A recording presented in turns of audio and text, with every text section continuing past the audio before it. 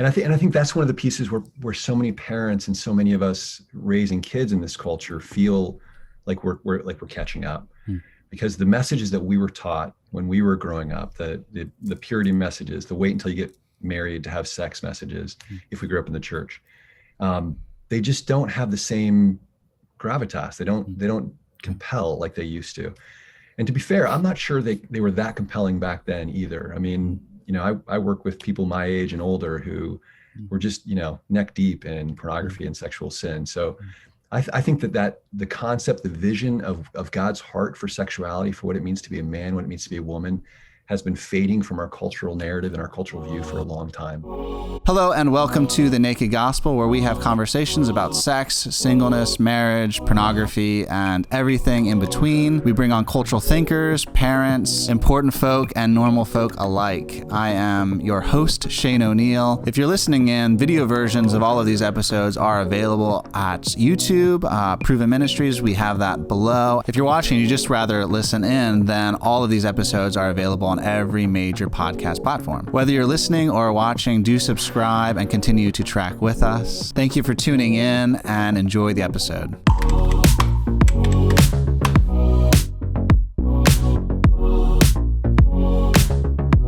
Before we jump into the episode, let me introduce you to a new initiative we put together called the Disruptors Initiative for podcast listeners and viewers like you. So the Disruptors Initiative is framed after our rebellious king because we do want to disrupt with him the culture that we see around him. For $5 a month, you get to directly support this show, which informs who we have on, the questions we ask them, the newsletters we send out, as well as receive really sweet swag like this coffee mug, this Naked Gospel coffee mug, different shirts that we design and put out, and a whole load of other things. So check the link below, track with us, disrupt with us, and partner alongside of us. Hello, everyone. Thank you for joining me today. We have two guests on named Daniel Weiss and Josh Glaser. I'm excited for this conversation because typically with the guests that we have on, we make certain assumptions that pornography is bad, that it is a sin, that hookup culture is damaging us, but we don't necessarily always ask why. And to say something is wrong doesn't necessarily teach us how to follow Jesus, doesn't give us a direction to go. And so we'll be having that conversation with these guys. We'll be looking underneath some of the answers that we typically get to see if we can get bigger and deeper answers. So I'm thrilled. Thank you for joining us today. If you enjoy this podcast, do share it with somebody you think would benefit from it. Guys, thank you so much for being here. Yeah, glad to be here. Yeah, thanks, Shane. Absolutely. It's a treat. Yeah, I'm thrilled. We had a false start last week, which I just got to hang out with you guys, and I really enjoyed that space. Would you mind just taking a moment to share with our audience who you guys are in case they might not know? Daniel, Sure. Would you start? Yeah. So I started a ministry, a nonprofit called Brushfires Foundation in 2012. And that was after about a decade of work on pornography, sex trafficking, and broadcast indecency issues that I was covering at Focus on the Family. So I'm getting close to 20 years of working on these issues. But I also am a father of 5. I have 4 daughters and a son at the very end. And I live with my family in Wisconsin. So as I'm doing this professionally, I'm also living this out personally, trying to guide my children through, frankly, a kind of a discouraging culture when it comes to how the culture understands sex and how it lives out its sexual ethics. So I'm really pleased to be able to kind of share that journey with Josh and you, Shane, and then with your podcast listeners. Thank you, Daniel. Yep, and I'm Josh Glaser. I'm the executive director of a ministry called Regeneration, and we walk with men, women, and families, helping them to learn and live God's good, holy, and beautiful design for sexuality. And I came here initially over 20 years ago for my own struggle with unwanted sexual behaviors, including pornography. I love Jesus on the one hand, but I also seemed to just flip back into loving porn over and over and over again. And it was a tenacious problem in my life. So I'm married. I've got 5 kids also, which is crazy. So enjoying that mad, crazy adventure as well. That's missionary status. Anything 4 or above is typically like missionary status. Anyways, I'm glad that you guys are with us. Thank you for being with us. I do want to start just with kind of a preliminary question. How do we go about even defining something like pornography? It's one of those things. Maybe like time or music, you know it when you hear it, but then when you go to define it, it's a little bit more elusive. And it does seem like different generations are defining it in different ways. What used to be maybe erotica 20 years ago, might not be regarded as erotica by Gen Zers or even some millennials. So how would you guys even go about defining what pornography is? Yeah, that's a part of our book that we get into. The fact that Barna Research Group did a study on pornography called the porn phenomenon, and they asked people, kids and adults alike, how they define pornography, and they found the answers are very different. So the way we come down on it is we believe anything that's produced or consumed, sexually explicit material that's produced or consumed or used for the intent of sexual arousal is pornography. That's helpful. I did appreciate that. Before we actually go any further, I should have done this a moment ago. Would one of you mind just telling us, because the way I came across you two is I read a book that you guys recently wrote together. The link for that will be down below. Would one of you mind just sharing about that book with us? And a lot of the questions I ask will be oriented around that book. So would one of you do that for us? Yeah, sure. Yeah, the book's called Treading Boldly Through a Pornographic World, a field guide for parents. And the heart of it is really to try to equip parents who are feeling really intimidated, overwhelmed, insecure about raising kids in a culture that's simultaneously saturated with pornography, but also so digitally connected. And so many parents are feeling behind, even as they're just getting started in this journey with their kids. But we know that parents they are so vitally important in this journey. They're with their kids. They need to be equipped. They needed to get in the game. So that's what the book's about. And it's been an adventure for us to write. We've been writing for literally years, and it's helped to shape some of our own parenting too. Yeah, that makes sense. I loved the book. You had me sold right with the quotes in the beginning. You're pulling from Dostoevsky and James K. Smith. I was just loving it. Dallas Willard. I was like, this is incredible. I really loved the book. Not just because you're willing to define things that a lot of people assume, like pornography, but also because you take a step back from pornography and you say, hey, like, we don't just want to go after this issue. There are bigger questions. One of which is purity culture was real big for a long time, and we're still living in some of the vestiges of it. And I didn't even necessarily, like, my older siblings grew up with the kind of the purity culture proper. I kissed dating goodbye and whatnot, and I didn't, but I still have this intense allergy to the word purity. I just a classic millennial, and I don't even know why. I just don't like the word. And Jesus is certainly redeeming it because it's in his scriptures, like it's not just a word that was made up culturally. It was hijacked culturally. So Jesus is redeeming it. But you guys leverage a word, chastity, which has more of an ancient feel to it. And I was wondering if you guys could walk us through some of the what you mean when you're looking at the word purity, and then also introduce this idea of chastity to us. Sure. Well, the idea of purity, a friend of mine, more than 20 years ago, Roberto Rivera, he writes for a number of Christian magazines. He wrote an article that talked about the binary view of purity. It's like an on-off switch. You are pure or you're not pure. And the problem with that view is that if you've done something where you're no longer pure, a lot of kids especially who are looking for direction and often not finding it, they think, well, now I'm damaged goods. Now I'm no longer pure. So why bother? Why keep this up? And so the way we talk about it, Josh and I feel like purity is good. It's holy, but it's not complete. And the idea of chastity is something it's not an on-off. It's an always moving towards. So it's kind of a disposition of the heart. I'm moving more into Christ likeness. I'm moving into understanding and living toward that design, that sexual design, that relational design for which God made me.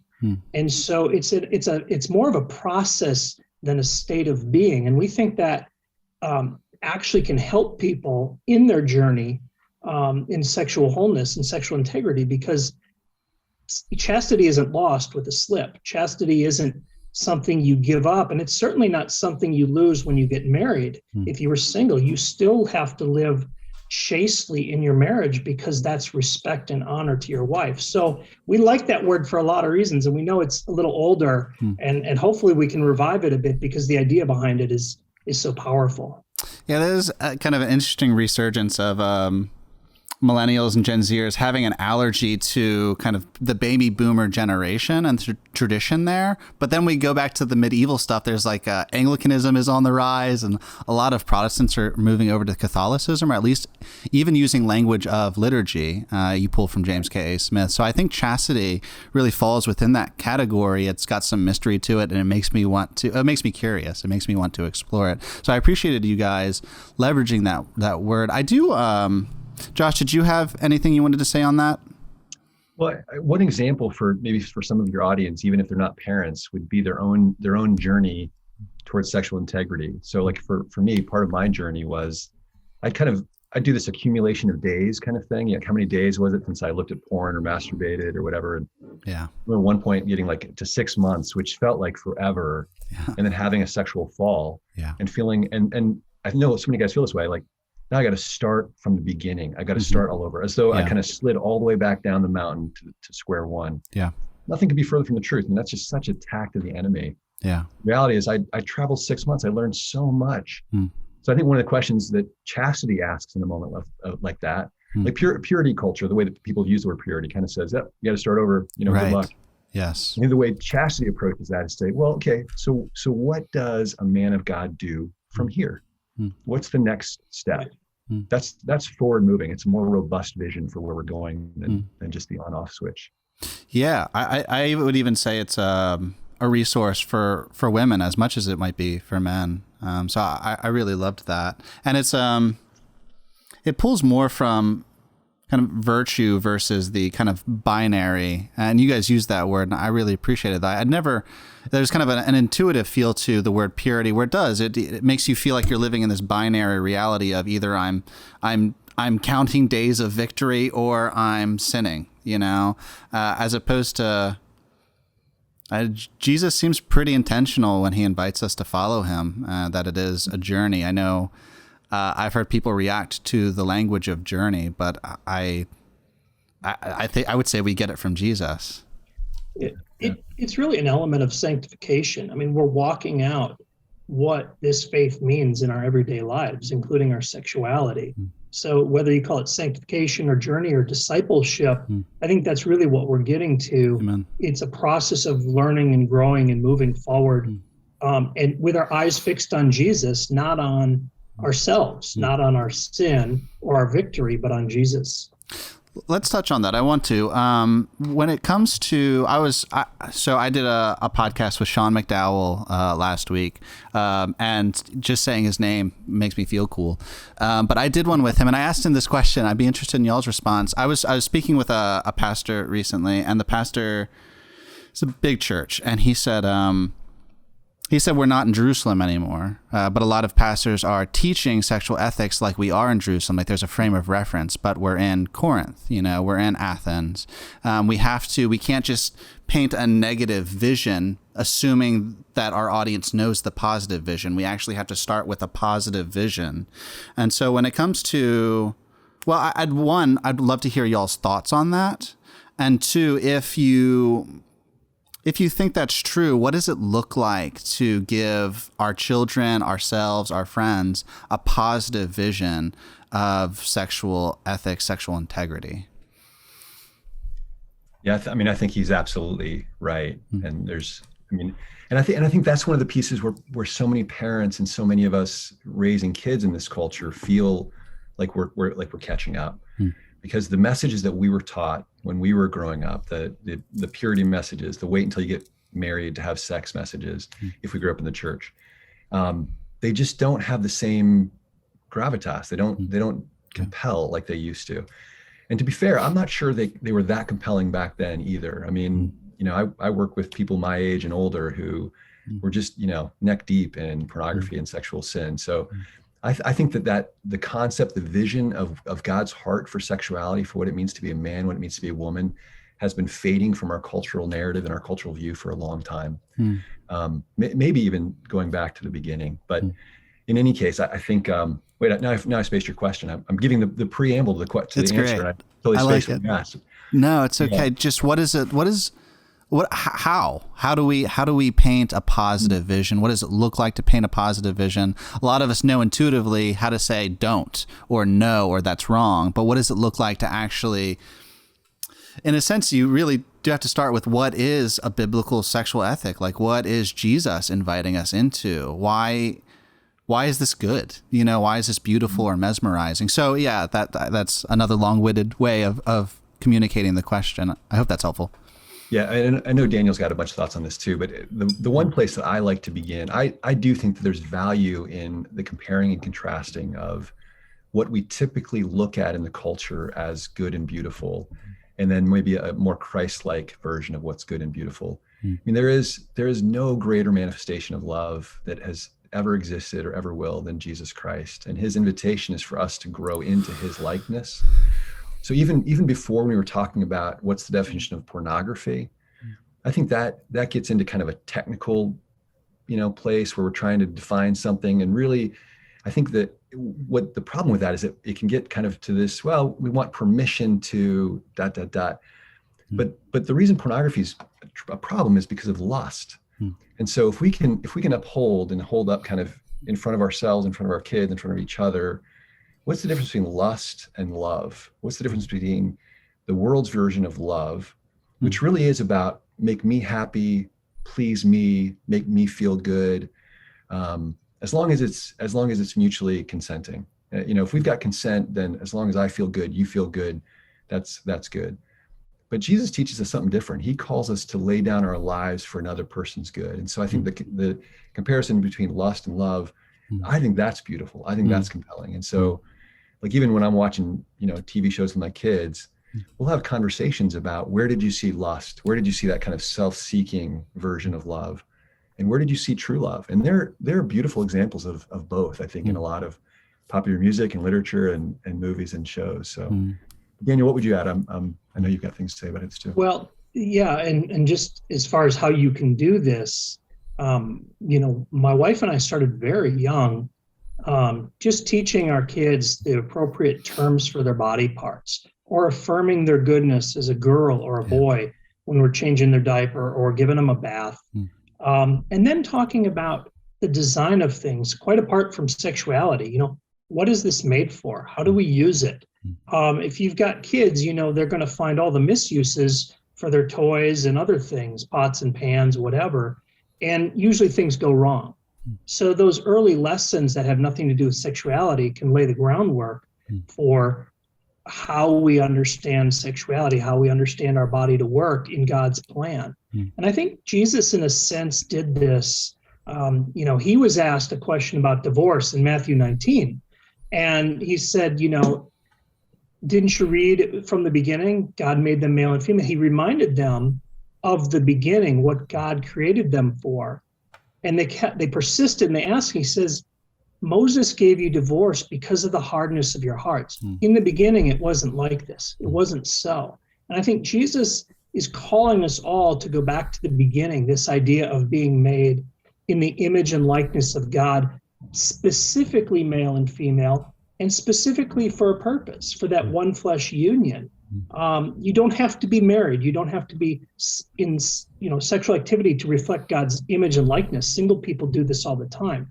But there is something particularly mysterious and profound in that one flesh union of marriage, and so much so that Paul approximates that to the relationship Christ has with the church. And then we see this great wedding feast at the end of the Bible in Revelation. And we believe this is part of the message we need to give our kids. It's not worshiping sex the way our culture does. It's reverencing it as God's gift for us to hold and trust, to steward well, not just for our own benefit or for our spouse's benefit, but because it's a witness in this world to God's eternal love for his people. And I think that's the kind of stuff that the church could be talking about a lot more, doesn't tend to bring those messages out just because the whole topic of sex is uncomfortable.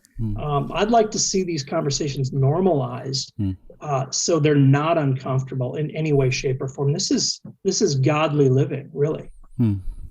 I really like that. What do you do when, because I encounter this from time to time of people. So I'm a millennial, so I have an allergy to words like purity, but then older generations will have an allergy to actual language like saying penis or vagina, basic anatomy.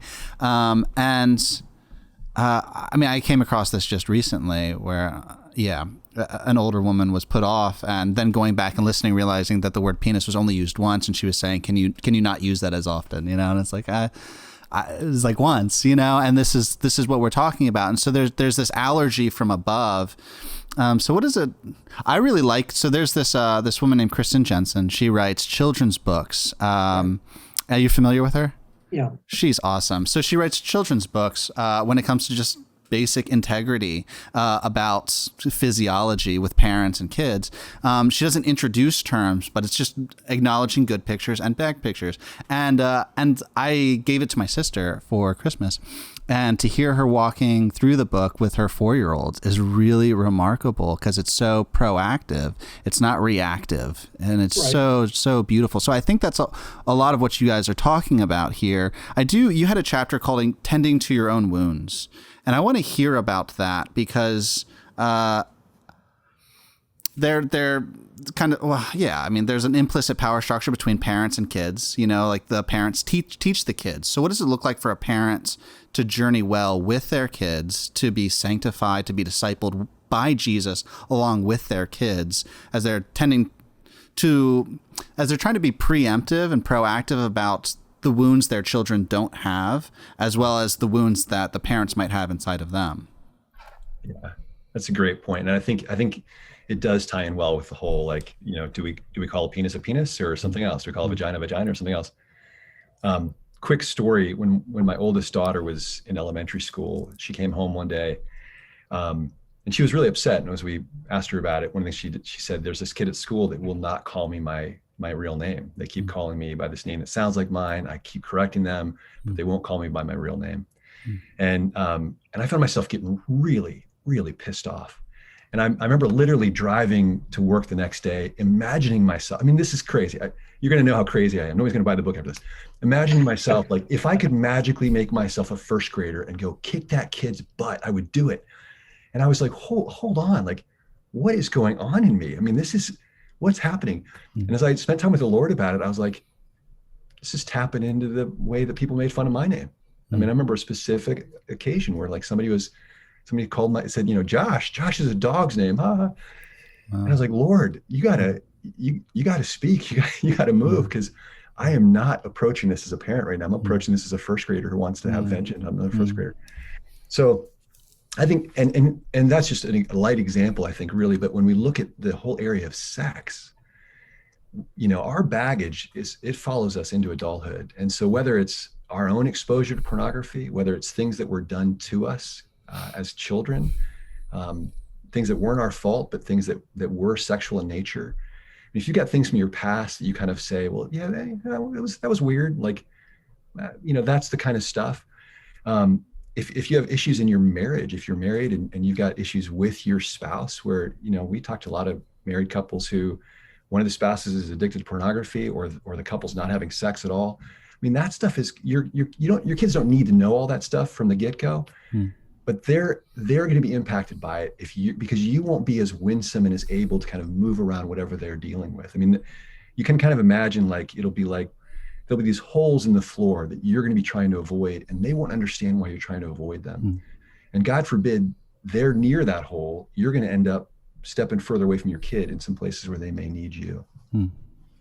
Yeah, I think we realized it both in the process of writing the book and just exploring the impact of this content is we know it's going to dredge up ghosts, for lack of a better word, ghosts of our past, or things we haven't reconciled on, in the cross, or haven't found forgiveness for or healing, and it's going to get stirred up.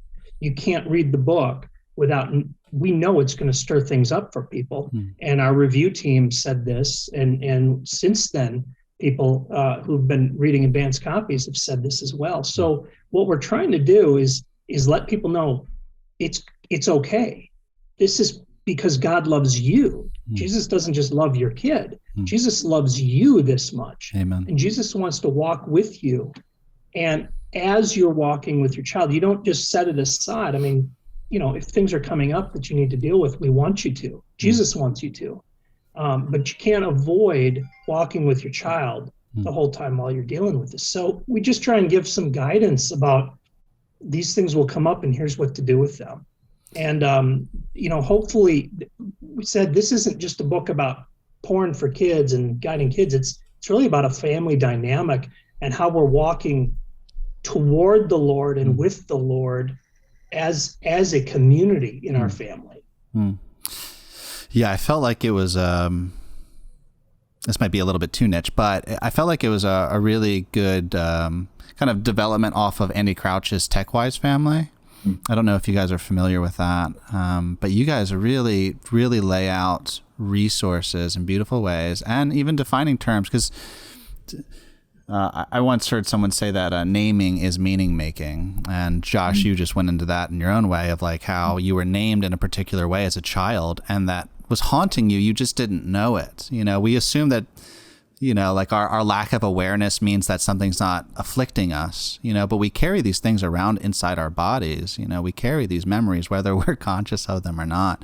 And I really love what you guys are doing because you're inviting parents and even friends to journey alongside. Because us Christians are so good at assuming we have the answers. I am so good at assuming I have the answers instead of taking a step back and actually asking Jesus what he thinks, or actually journeying with someone. So I really loved that. I do want to ask, I have this page filled with questions. There's two questions. So my dad, I think, did a really good job of what you guys are talking about. He basically kind of no question was off the table, no matter how much shame he might feel in having to answer it. I remember once, because that's the reductionism of the sex talk, right? We assume it's just a talk and then we're done, which is silly. And I remember at one point we were driving in the car, and I was asking him questions, and he just touched my leg while he was driving, and he said, "Shane, I didn't wait for your mom, and I still regret that." I was just like, what a candid thing for a father to say to his boy, And I've never been able to shake that memory. And I went my own way, like I did. I had sex before I got married with people who weren't my wife, and I've was addicted to pornography. But those memories deepened my experiences through those moments, as opposed to, they didn't save me from those moments, but I did come away knowing Jesus in a way that I wouldn't have if my dad didn't go through those experiences with me. So what does it look like? Because we're real quick to say porn is a sin. You guys are pretty adamant to say, yeah, that's true, but it also impacts the brain. So what does it look like? What is porn actually doing to someone, whether you want to look at it in a kind of us as human beings with images impacting the way that we form our morals and the ways that we see the world, or even our kind of neurobiology with the brain. What is maybe porn doing to us? Because it's so ubiquitous. Everyone, it's crazy. Like everyone watches porn. Most men, I'll say that, most men watch porn, and it's growing amongst women faster than it's growing amongst men at this point, last I checked, which is alarming that we've allowed them to inherit our sin. So what is going on there? Yeah, it actually is. It's actually beautiful in its own way, because it's all based on and all springs forth from what God has designed the brain and body for.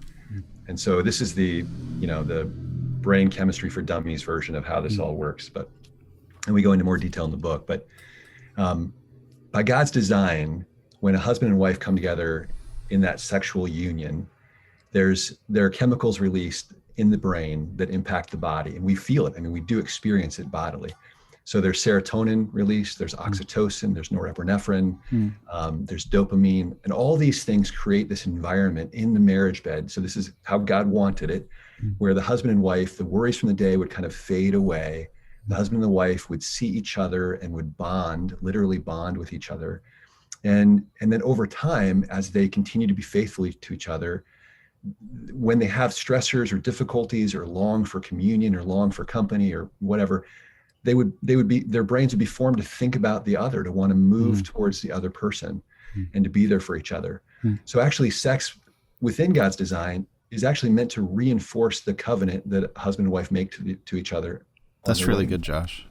Porn hijacks that whole system. And so a person can learn over time, or the person's brain can learn over time, if I want to feel connected, if I want to feel awake, if I want to feel alive, if I want to feel, if I want to reduce stress, I can go to this source and feel that in my body and my brain. So, I remember that in my life. It wasn't a conscious thing. I did not know that was happening. But as I looked back and as I learned some of those things, I started looking back and I was like, oh yeah, temptation would always increase for me in college, before an exam, after an exam, before a big paper.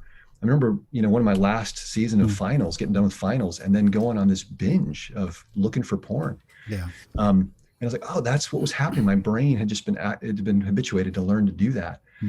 But the problem with it is that even though it hijacks that mechanism, the brain and body are not actually designed for that. They're not designed for that kind of, press the button and get the dopamine, get the oxytocin, get the serotonin. So the brain begins to sense something's wrong. Like, this is too much. And we're getting flooded with all this stuff. We're not made for this. And so the brain begins to shut down the neuroreceptors that receive those neurochemicals. And what that does, there are two tragic things it does. One, the pornography or the sexual stimulus begins to lose its luster. And so the things that satisfied initially begin to satisfy less and less. And so many people who use porn habitually find that they have to use for longer periods of time. They want to take more risk. They want to look at more intense stuff, et cetera, et cetera, et cetera. The other thing that happens, and I think this is even sadder, is that those neurochemicals are not released just during sex. Serotonin is released during normal activities during the day, successes, pushing through something difficult. You get the sense of well-being after serotonin. Oxytocin is released during a good cry or good conversation with a friend, et cetera, et cetera. So now those normal, healthy engagements that your brain and body are supposed to feel in normal life, you begin to feel those less. And so in that way, pornography becomes an even greater need for that person, because I can't even feel alive. I can't feel awake. I can't feel connected without my drug. That's the habituation process that's happening in a person's brain as they use porn. That was awesome. That was very cogent. That was really good, Josh. Thank you for that. I'm a millennial, so I have a broken filter. So I'm not sure if I'm allowed to say this or not. So we had a guy on a little while ago, and he was talking about healthcare workers being alarmed, nurses in particular being alarmed in Australia, because when a baby's born, the baby naturally tries to make eye contact with the mother. And the mother's supposed to look back at the child, and oxytocin is supposed to be released. They're supposed to really connect in that moment. But mothers will be over here taking pictures. And so the baby's trying to make eye contact, and the mom's looking over here at some camera, right, or past the baby. And they don't know what's that's doing, but they can tell it's alarming, right? They can tell like something that's not supposed to happen. And so they're not sure what to do, but there's all sorts of research that's being developed now because of situations like that. And I obviously, because of my job, I've read enough of this. So when I'm having sex with my wife, I try and never finish without making eye contact with her, because I don't want to be staring past her or at some body part that's turning me on without, because that's a really potent moment, and I can bind myself to her, weave my soul to her soul in a very acute way in that moment. And so I choose to do it, at least I do my best to. And so that's a way that I've been practicing. That was really helpful to hear you say that, because that's probably the best telling of the story that I've heard someone articulate thus far. So thank you for that, Josh. The other thing we could add to it, or it would be important to add, and you're demonstrating this, is that that just demonstrates the neuroplasticity of the mind. So the brain can change. It can go downwards, like I've just described. It also can be restored. And that, I mean, it takes abstinence, it takes time, but it can be restored. And part of what you're doing there is you are acclimating your brain to all of this, all that I'm experiencing goes with this one person, not a woman, not a woman's body, but this woman. And that's beautiful. That's powerful. Thanks, Josh. I'm a self high five right there. Yeah, there you go. I do want to ask, that leads us to the question, how, so one, can we heal from porn? So there's that. And then for those who maybe have found healing or have never even touched this stuff, how can they help other people who want to break free from this? Because it's, like I said, it's so ubiquitous and it's culturally assumed in a lot of ways. We don't ask. I know amongst my secular friends, like that, it's just a joking point. You know, it's not something to take seriously. Everyone does it, whatever.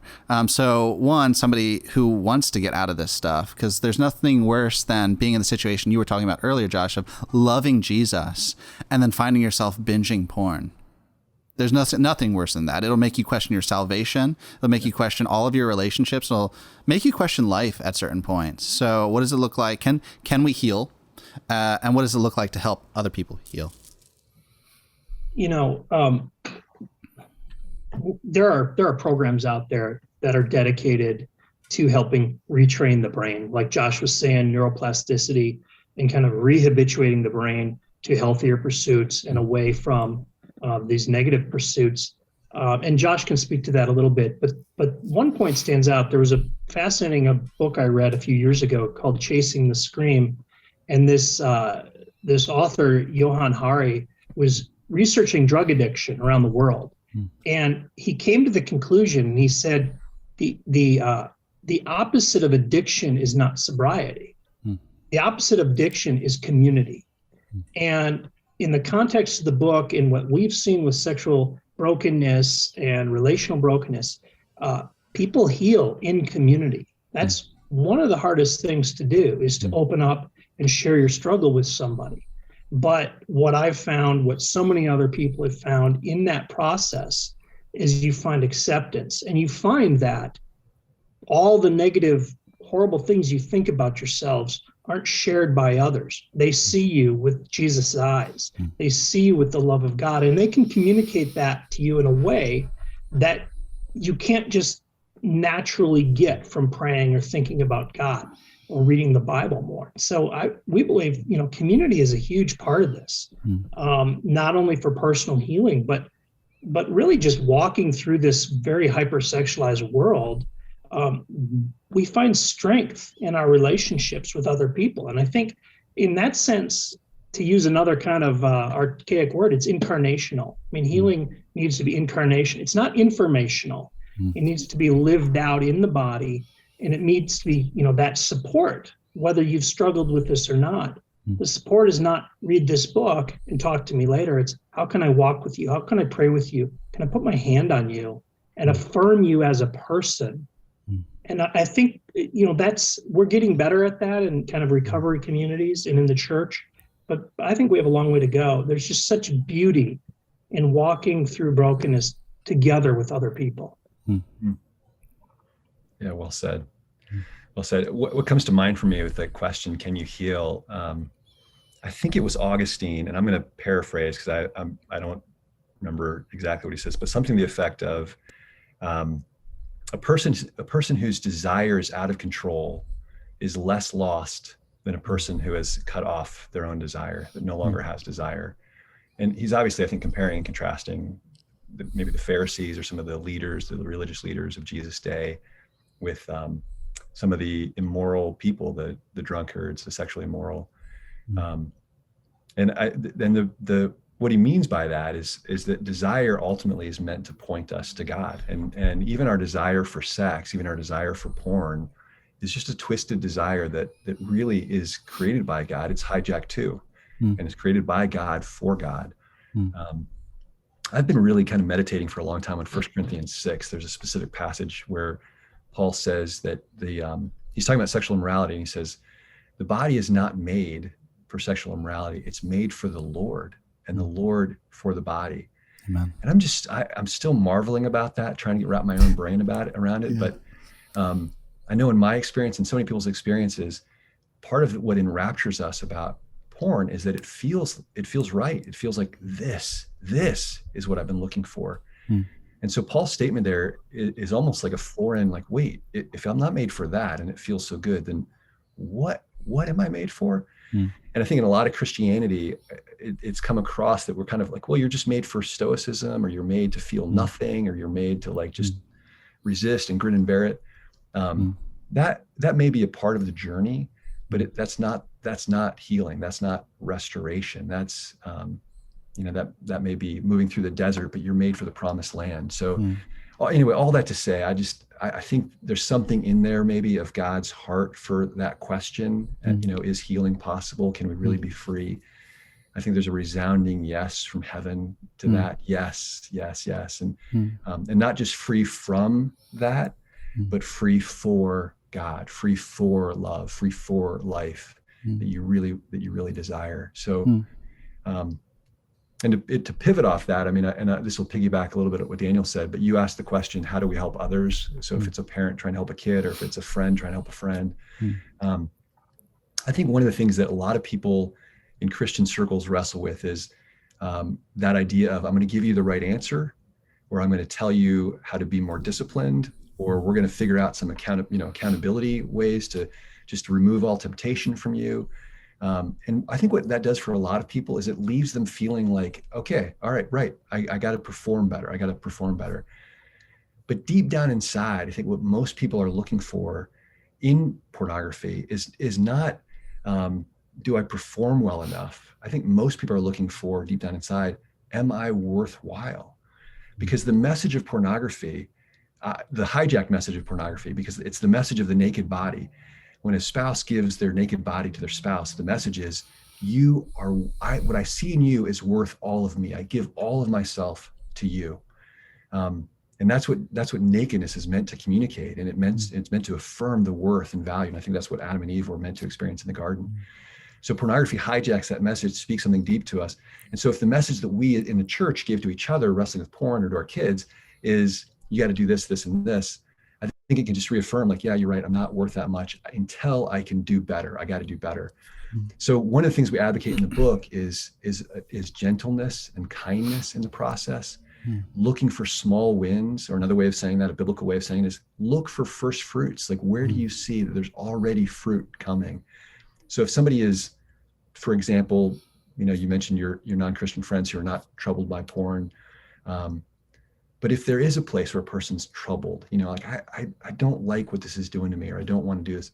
Well, where does that come from? Where does your discontent come from? I mean, if you were made for this, you wouldn't even notice you're doing it. But you're noticing, and there's something not happy about it. That's good news. That's first fruit. You were honest with me. You were courageous about it. I think about parents who like, I can't believe what you just told me. Like, that's awesome. Like, where'd you get that kind of courage? We actually have my wife and I have a principle in our home. Whenever our kids confess something to us, they tell us something they've done wrong, first thing we do, like, you're awesome. We love your courage. We love your honesty. Like, want to start there. That's cool. Anyway, so that's just one place, because what we want to do ultimately, and just to try to, synthesize a lot of what we try to spell out more thoroughly in the book. We want, as much as possible, to be a grace-filled place, a non-anxious presence for our kids, for our friends, trusting that Jesus is going to do what he's going to do. And he actually is the rescuer, the savior. We don't have to be. And as we do that, I think people begin to find, I can keep coming back to this person, experience relationship with them, as Daniel was saying. And I think over time, pornography begins to be shown as the counterfeit of what we're really looking for in those real relationships with other people and with God. Yeah, that was good. Both of you. That was very rich. So I want to put a flag here and start to explore the landscape. So beginning with that idea of worth. So, because you love your neighbor as you love yourself, right? We cannot give what we don't have, and shame on me, I try all the time. So there's this, somebody gave me this metaphor a few years ago, and I haven't found a better one. So somebody was using the imagery of the dark room. So a dark room is where people go to develop photography. It's intentionally it's intentionally dark, and typically they're pretty small. You can't really fit other people in there. So you're in there, and there's always a danger of taking a film out of the dark room too soon, because if you overexpose it, then that's as far as it's ever going to develop, right? And so the metaphor being that God is working images onto my soul. He's working lessons into me, and I am so quick to take them out and give them to other people, to show them to other people, because I think they're worth that lesson more than I think I'm worth that lesson. Wow. And so I overexpose the things that Jesus is trying to embed into me. I do that all the time. I see people do that all the time. For some reason, we can intuit the value of people around us, and we think they're so precious, so much so that I will sacrifice my life. And it's like, well, that's not necessarily the case, because you don't actually think you're valuable. So I'd love to hear you guys just go into value a little bit deeper, and then traverse over to what Daniel was talking about with community, because sure, anger begets anger and spite begets spite, but vulnerability begets vulnerability in a way that I don't think any of those things can get their hands on. And so what does it look like then to start practicing self-worth by exercising vulnerability with the people around you? Because that is terrifying. Love to hear you guys on that. I love that illustration of the dark room. That No, I'm going to steal that, and actually I need it for myself, because I teach and speak, and it is so easy to dive in sharing with other people. To borrow from Christopher West, I learned this from him, but I just found it to be so true. One of the travesties of pornography is it teaches that people are replaceable. If you don't like this person, you just move on to the next. Move on. Yeah, I like that person, but not that body part. Next. Which is that's the ultimate like devaluing of a person. It's degrading a person. It's another one of those places where the difference between love and lust is so beautiful. I think the message of Christ is, you are uniquely made. You are unique, and there's no one ever like you. Just biologically, like there will never be another Shane, another Daniel, another Josh, another, whoever the listener is. You're uniquely loved, and irreplaceable. There's no one who can replace you. And so, and I think that's the value that Christ puts on us. And it's one of the reasons we want to move away from pornography. But I do think then moving into that, like, how do we walk with others, and what's the relational dynamic there? I think that's a place where that kindness and gentleness, and to borrow a word from Jay Stringer, curiosity about what's been happening for you. Like, what are you looking for in the porn? One of my good friends used to ask me, is like, what were you really looking for? And he would take time to just be curious with me about that. Can I pause you real quick, Josh? Because a lot of people assume that we go to pornography because we're horny, because we're erotically aroused, and it's trash. It's not true. Like, we go there because we're depressed, because we're anxious, to celebrate, to get to bed, to start our day, all sorts of reasons, and very seldom is it because we're erotically turned on. So I think that point is worth just double clicking on for a second. Yeah. Please carry on. I just wanted to say that. Yeah, it's and you may be horny. But that's because you've trained your body. Like, when I'm feeling lonely, what do I do? Yeah. And that's one of the reasons I think that pornography is such a trap, because it devalues not only the people on the screen. And if you learn a little bit, it doesn't take a whole lot to, and there's some stories out there of the real lives of men and women who are in porn, not happy, healthy people in good relationships, really suffering, many of them. And then we're devaluing ourselves as well, because as we swipe, if the message of the naked body is, you are worth this much that I give myself to you, then in essence, we're kind of making ourselves a commodity as well, even though, it's kind of an inverted way, but this image, and this image. Now I've, been with all these different people, which is also teaching something in my soul. Like, yeah, you're not worth sticking around for. You're not, worth.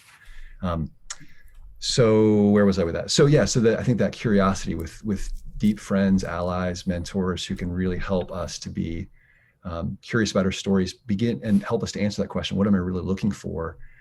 Then I think part of what happens for us is we start to refine a dignity in us. I wasn't just looking for porn. I wasn't just horny. I was lonely. I wanted something better, and I still want something better. Like that's, again, maybe going back to that first fruit stuff. So Daniel, what would you add to that? I'm monopolizing. Yeah, I think as this plays out, when we're thinking about walking with a friend or a parent walking with a child through this, we have to rethink some of our paradigms. So Shane, your focus on value, the worth of the individual, is going to help us reshape how we would approach these things. And we've talked about it in a number of ways already on the conversation, but we in the book, we talk about the difference between rules versus relationship.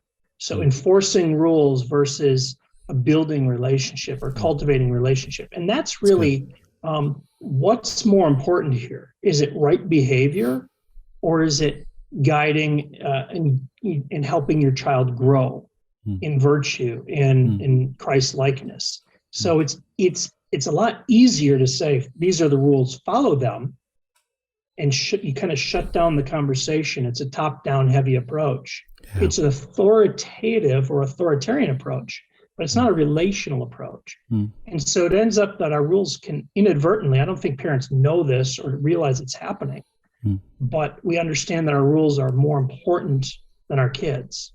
And good behavior is more important than a child understanding their place in our family or in the world or in God's eyes.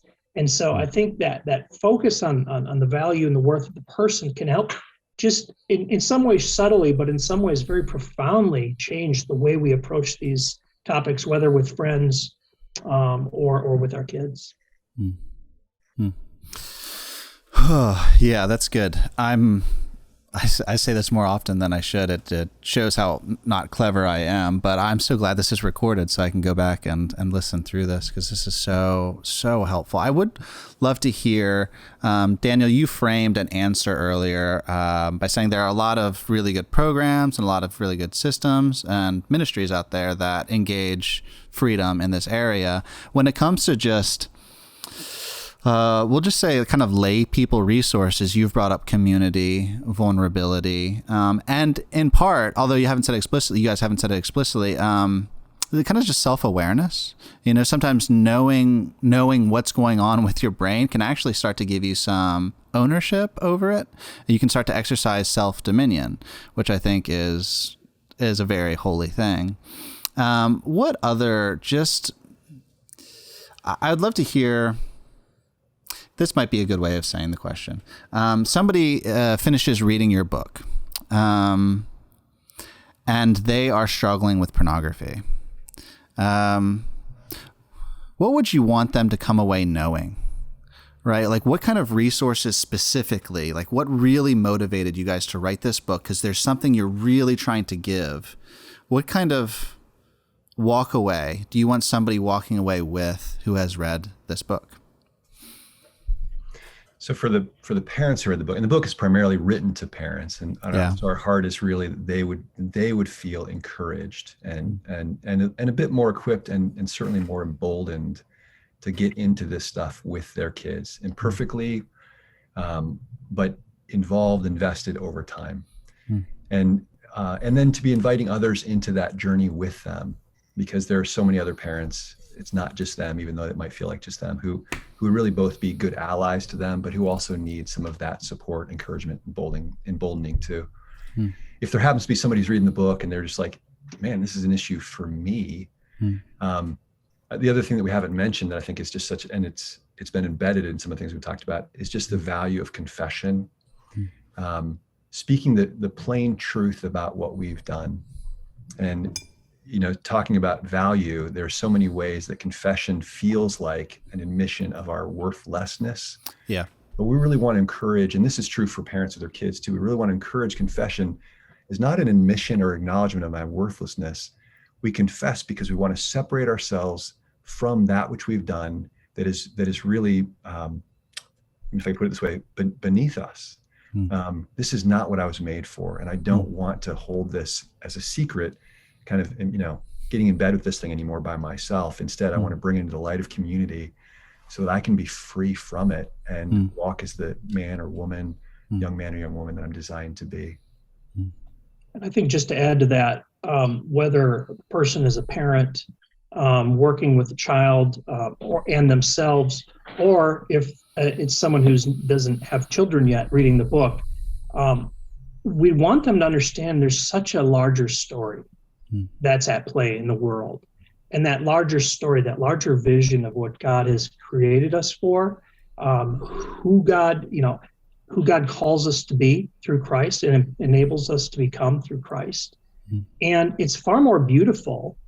It's more beautiful than porn is distorted or wicked. I mean, it is really extraordinary. And we're hoping by the end of the book, the reader will be kind of enamored with that vision and want it.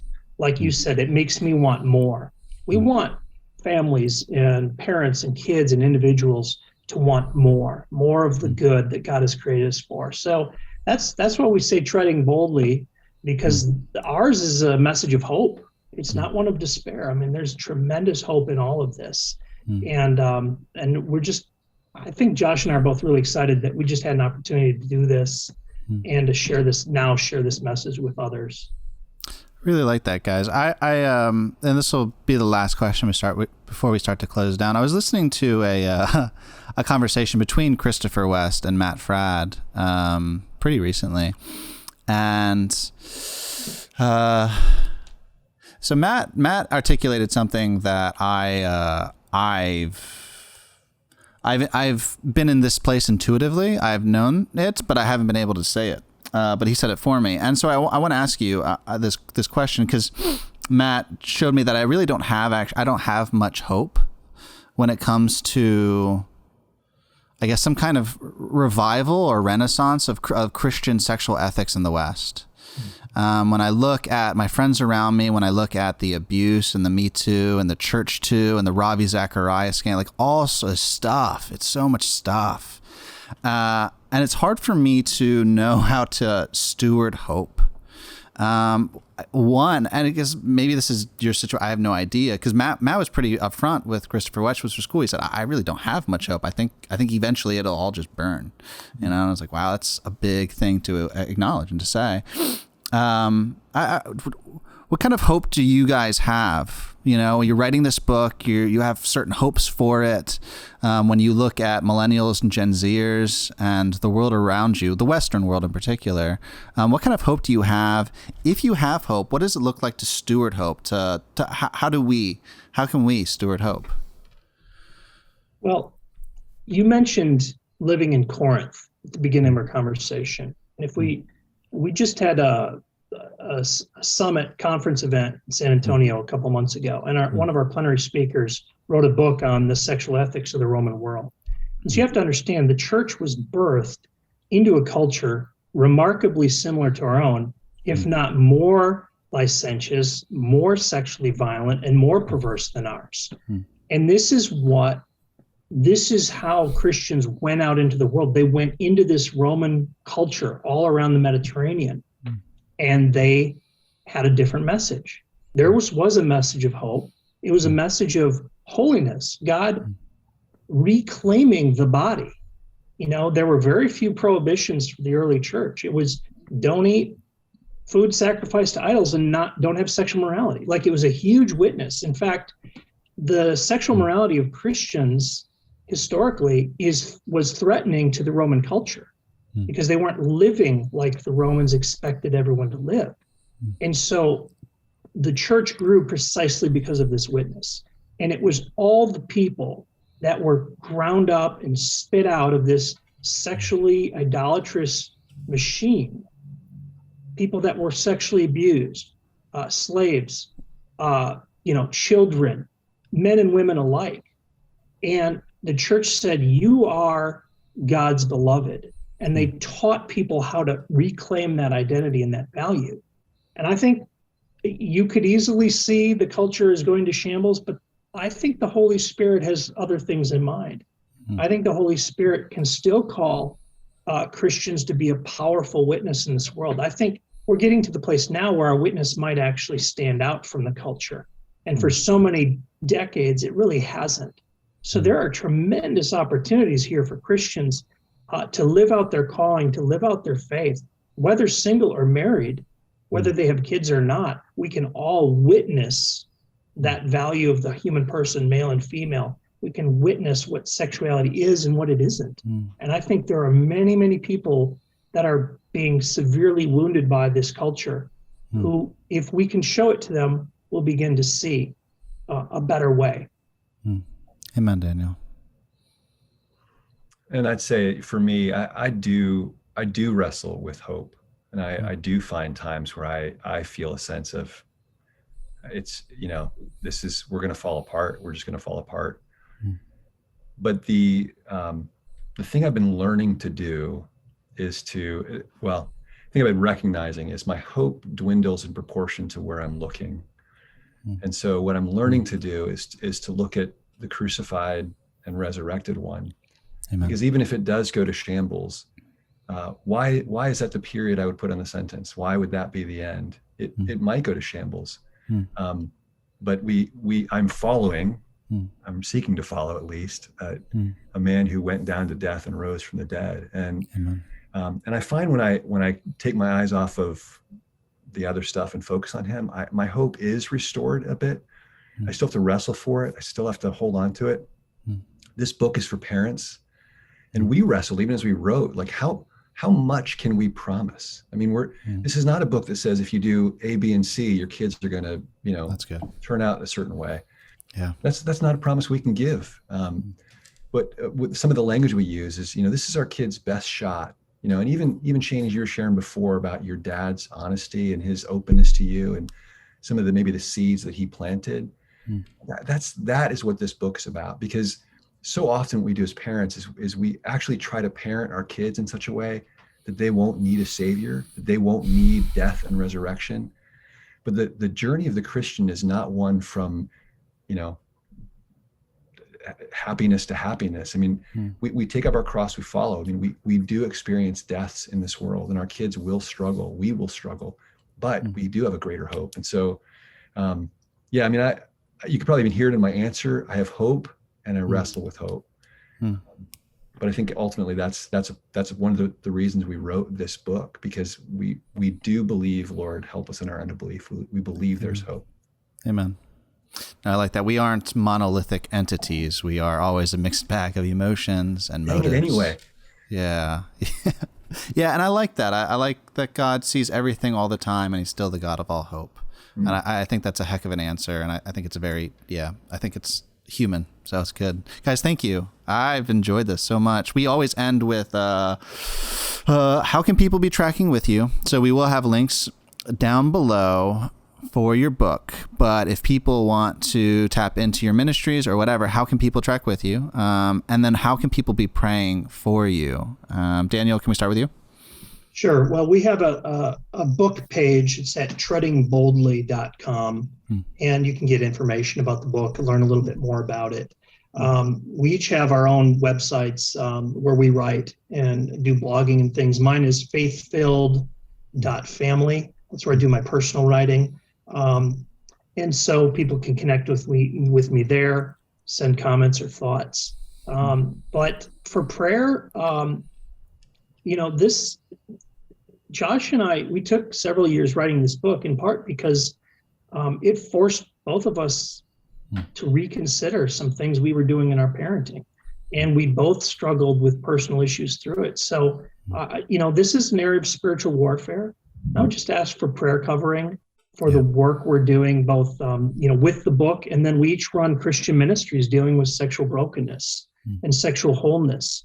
So we could use your prayers. I think I would speak for myself, just for the work we're doing, the challenge and the grueling nature of dealing with brokenness all the time. And then just prayers to strengthen my witness as a dad and as a husband in my own family. I always need more work there. Amen. Thanks, Daniel.